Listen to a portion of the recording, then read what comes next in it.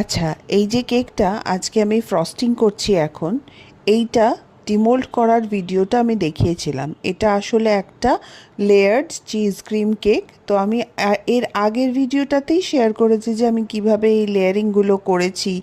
আমার কাছে কোনো মোল্ড ছিল না, তাহলেও আমি কিভাবে এটাকে সেট করলাম, তো সেই সমস্ত ডিটেলগুলো কেউ যদি দেখতে চান তো আমার প্রোফাইলে এসে, আমার চ্যানেলে এসে সেটা দেখে যেতে পারেন।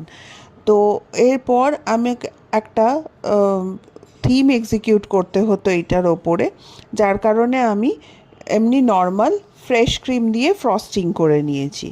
এই ফ্রেশ ক্রিম ফ্রস্টিংয়ের ওপর আমি বাকি কাজগুলো করব। ফ্রেশ ক্রিমটা দিয়ে ফ্রস্টিং করে নিয়ে ভীষণ ভালোভাবে আমি সেট করে নিয়েছি, নিয়ে আর তারপরে এই বাকি কাজগুলো করছি। দেখুন কি সুন্দর দুটো হাওয়াই চটি বানিয়েছি ছোট্ট ছোট্ট। নমস্কার, আমি দেবলীনা চেরি অন টপ থেকে, হাওড়া রামরাজতলা এলাকা থেকে একটা হোম বেকারি চালাই। এই কেকটার খুব ভালোই রিভিউ পেয়েছি। এটা চিজ ক্রিম ব্লুবেরি ফ্লেভারের কেক ছিল।